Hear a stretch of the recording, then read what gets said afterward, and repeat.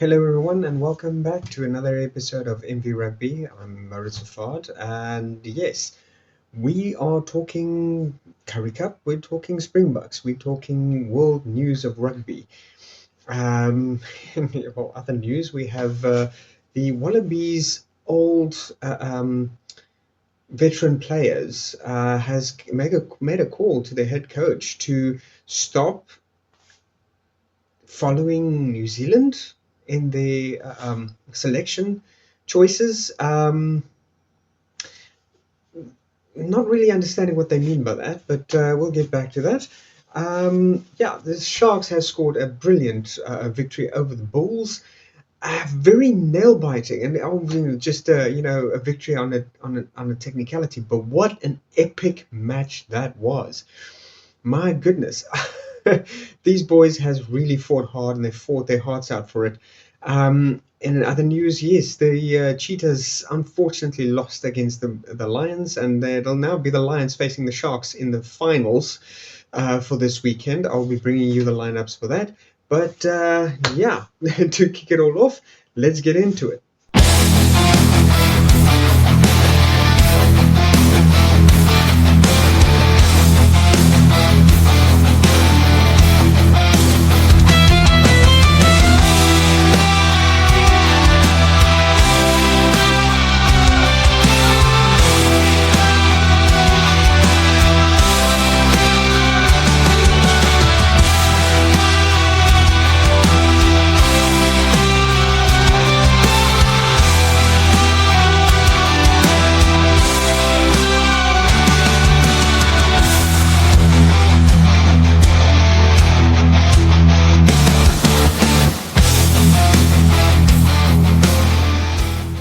Well, we are coming out of the lineup actually quite fantastically. This after a absolutely epic clash at the semi-finals for the Curry Cup, the Sharks versus the Bulls went into overtime. 20 minutes overtime, 10 aside. It was basically ended in a draw. Now, when you go into overtime, there is obviously the whole issue of who wins if it ends in a draw. You know, the kind of rules that goes into overtime, and I'll talk about that in a bit. But what an epic clash! Oh my God, these guys went at it tooth and nail. Several injuries, several yellow cards. It was an absolute card fest in this one. Penalties all round for everybody. Um, yeah, quite a few controversies about calls as well. There was a bit of a controversy about the red card facing, I think it was Jaco Venter. That yeah, the refs didn't quite either forgot or didn't quite understand the red card rule. But yeah, that was also quite a controversy there. Even the issue of the red card was a bit of a controversy. I think it was Victor Matfield that pointed out that the similar infraction earlier in the game by the Bulls player that only saw him a yellow card is still, evidence of inconsistencies with calls from referees, and yeah, feels that it needs to be addressed a bit there. But yeah. What can I say? The game is done. I cannot change what has happened. But Sharks, well fought. At one point, they were down 12 men against 15, and they pushed through. Went into overtime, as I said. Played 100 minutes of absolutely fantastic rugby.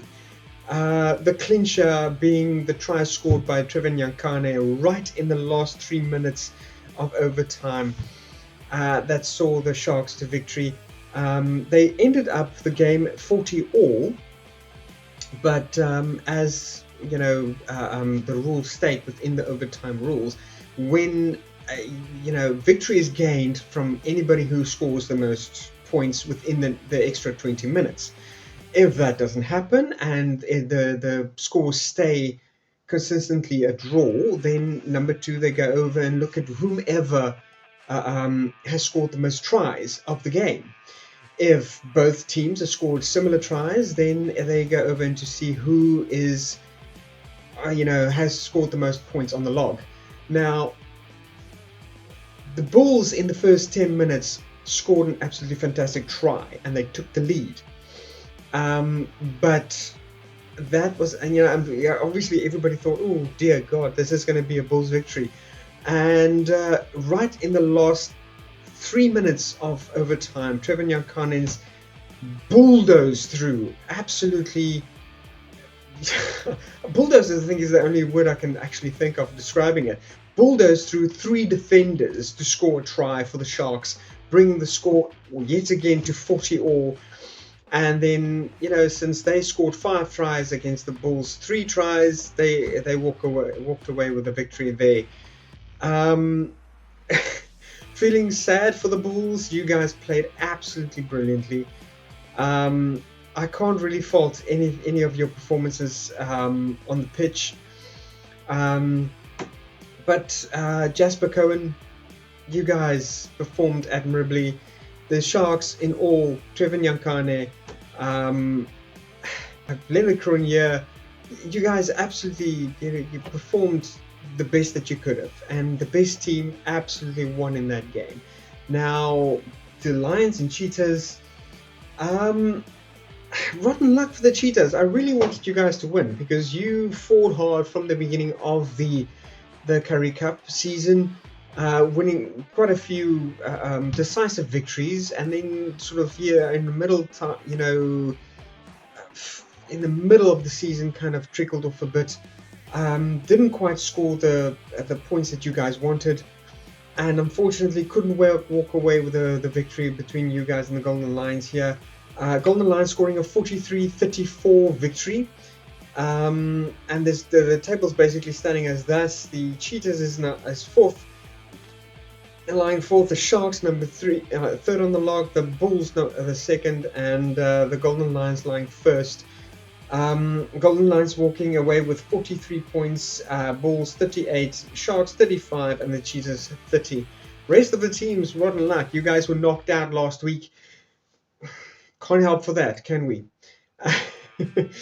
Your own fault. You had to perform better. Griffins, there has to be a loser, unfortunately, and this time around it was you guys.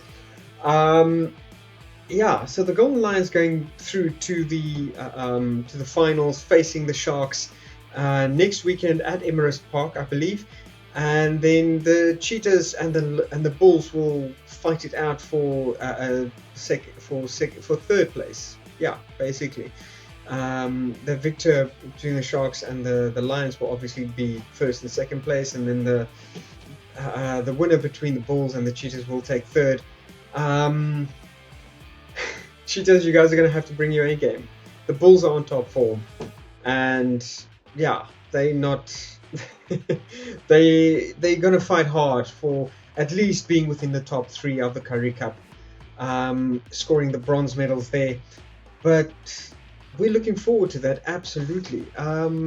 Brilliant game. Argentina, there is quite a bit of news. The box squad starting lineup has been named by Rassi already.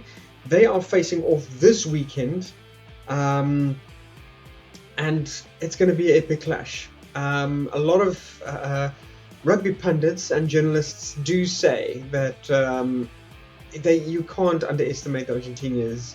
The Argentinians look like they're out for blood. They've got something to prove this time around, and we're going to have to have a look at that.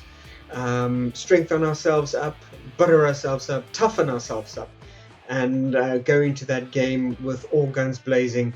It's a pretty young team this time around, with Oxenchair, Malcolm Marx, and Thomas du Toit running out right at the beginning as the front row. Salman Murad and Nuran Arkeer will be our 2 locks for the first game starting off. Marco van Staden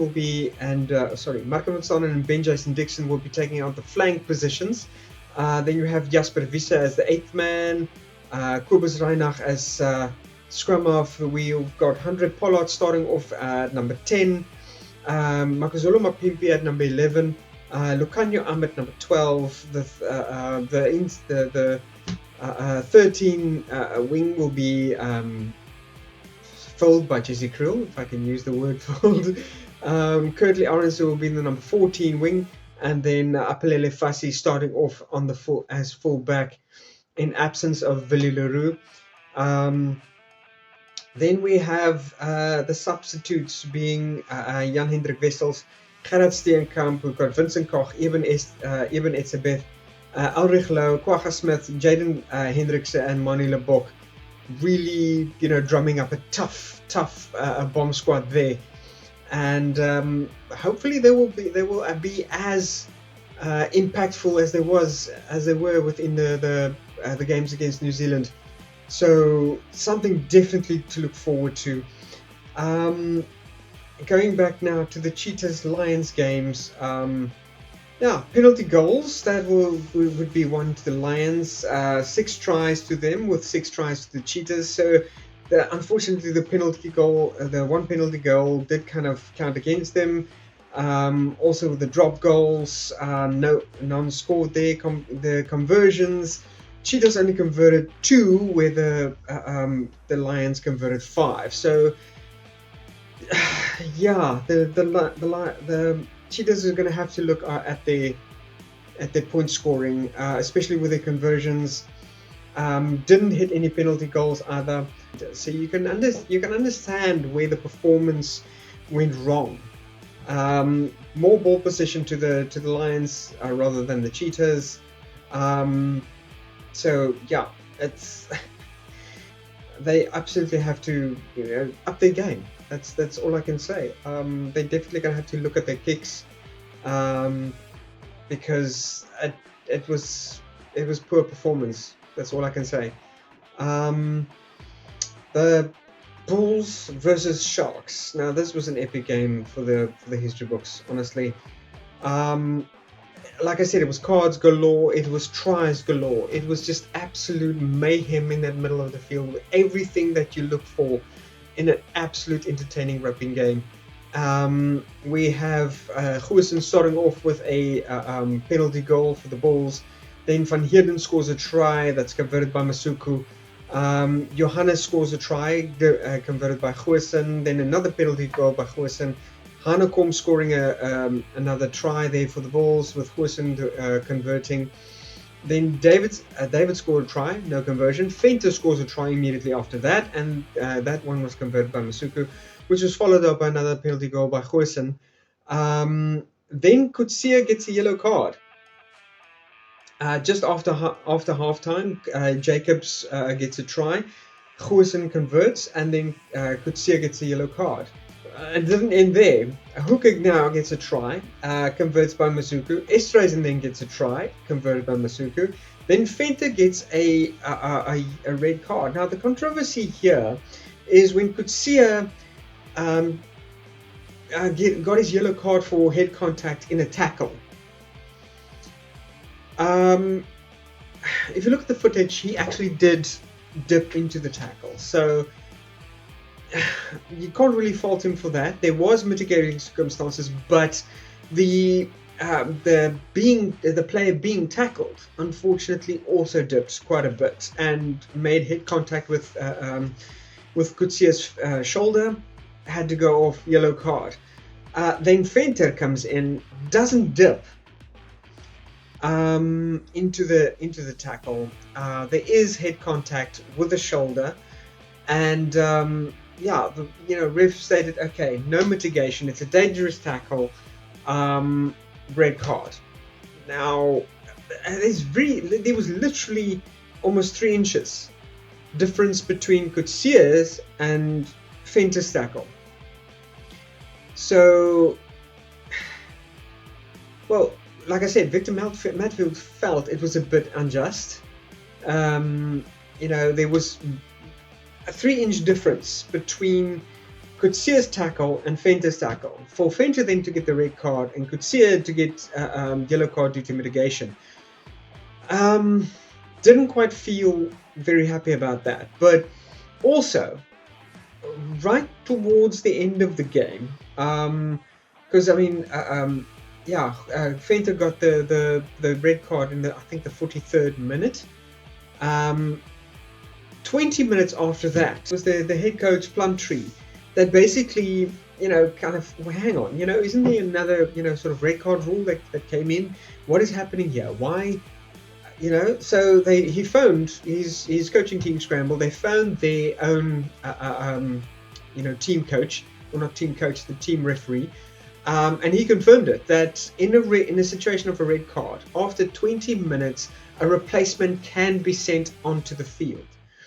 He then immediately radioed that through to the referee, and the referee was like, okay, yes, yeah, he conceded this, a replacement can come on, but it's already been how long after 20 minutes? So there was a bit of controversy about that, but they honestly played in such a way that did the red card really matter? The fact that they actually went off, because soon after that, it was Bleuler and Hendrickse that got sort of boom boom yellow cards just after another. To give you a bit of an idea, Bleuler got his yellow card in the 68th minute, and Hendrickse in the 73rd minute. So it was literally about 5 minutes after, sort of after each other, boom boom. Then they get 2 yellow cards, and they were down to 12 men facing 15 men, and they still won. So absolutely hard played by the Sharks, and very well done by them. Performance was absolutely fantastic. These guys really know how to play this one. Fantastic performance. Basically the only way I can describe it. Masuku hitting almost every single kick. I think there was a bit of a angle kick that he did miss, but absolutely, well performed. Full time did end the full time on 33 all. So yeah, it went into overtime because there has to be a winner. Somebody has to go through to the finals. Somebody has to face the Lions at Emirates Park next week. So who's it going to be? You can't send both in. So yeah, going into overtime, playing 10 minutes aside, the Bulls basically scored in the 89th minute, very last minute before the first 10 minutes is up, and then Chamberlain converts. Jacob scored the try. Chamberlain converted. Then in the 98th minute, literally 2 minutes before the final siren goes, Trevor Nyankane scores that absolutely brilliant try. And then Grobler gets a yellow card.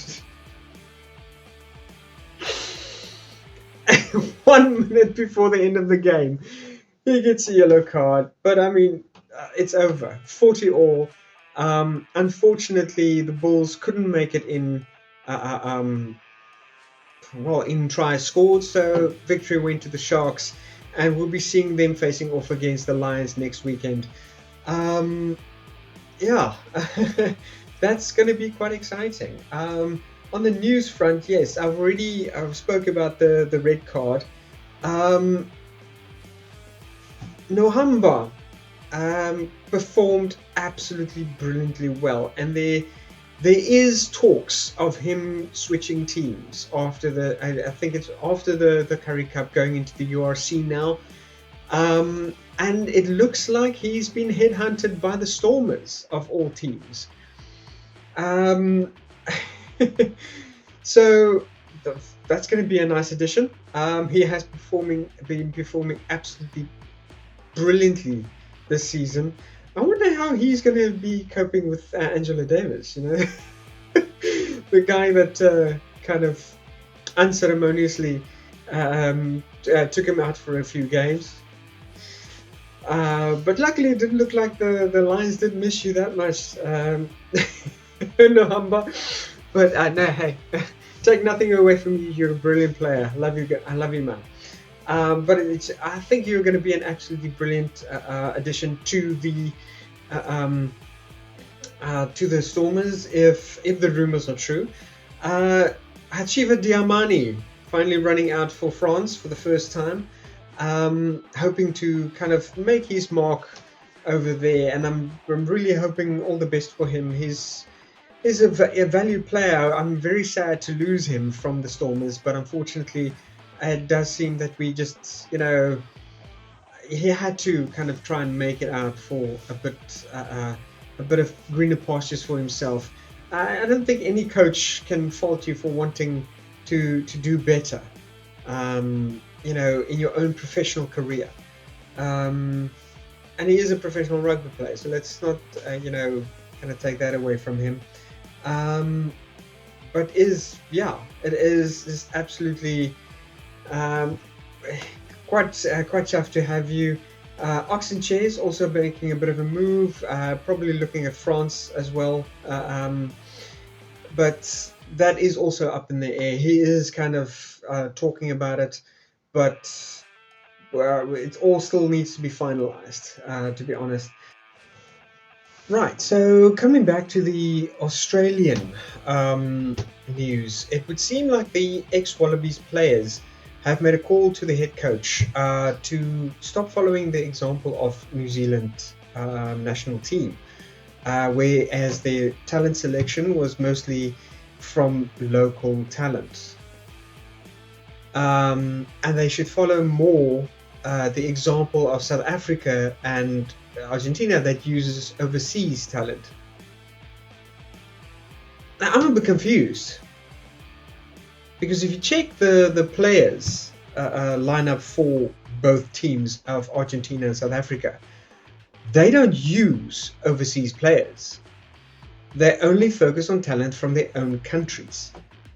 They're about the only two countries in the world that only use exclusively local talent. So I'm a bit confused as to what these ex-Wallaby players mean. If you look at the New Zealand team lineup, you have quite a few players that is actually from overseas countries. You have Tungafasi, for an example, that's from Tonga. It's I find it a bit weird that these ex-Wallaby players will be calling for the Australia to be more like South Africa and Argentina and not focus on local talent. When those two teams, that's exactly what those two teams do. They don't use overseas talent, but that I find it a bit weird. But maybe they're not as, I don't know, clued up on it. But I mean, these guys are guys that follow rugby news quite regularly. Okay, but they might not be as informed on international rugby situations or the teams for international international teams, but at least they should know this. I mean, these are fundamental teams that make up the Southern Hemisphere rugby talent. And I find it a bit weird that they would not know this. Although the only kind of overseas, I wouldn't call it exactly overseas, player that South Africa has ever fielded, to my knowledge, was Beast Tendai Mtawarira, that's originally from Zimbabwe, although I believe he did have South African citizenship. But yeah, he's basically the only player from outside of South Africa, if I can maybe call it that literally played for South Africa. The rest of them were all local talent. So for the ex-Wallabies players to claim that we used overseas talent, I find that a bit weird, but okay. So yeah, it is quite the lineup for next weekend, and we're definitely going to be watching it. So yeah, the finals for the Currie Cup coming up. I will be covering the lineups for that on Friday. Definitely going to be a clash, epic clash for the season. Lions versus the Sharks. Now the Sharks has shown they can absolutely bring their A game. The Lions has shown the same, and I'm definitely going to be looking forward to that epic meeting of two epic teams. coming on this Saturday. I just can't stop saying epic at this point in time, because the kind of level of rugby that we've been seeing now this last couple of weeks, absolutely out of the top shelves. And I hope you guys will join me for that. Please hit like and subscribe if you haven't done so as well, if you do like my content. And please, join me as well for this next weekend. Keep the beers on ice and the braai fires lit, because it's going to be an epic one. Peace out.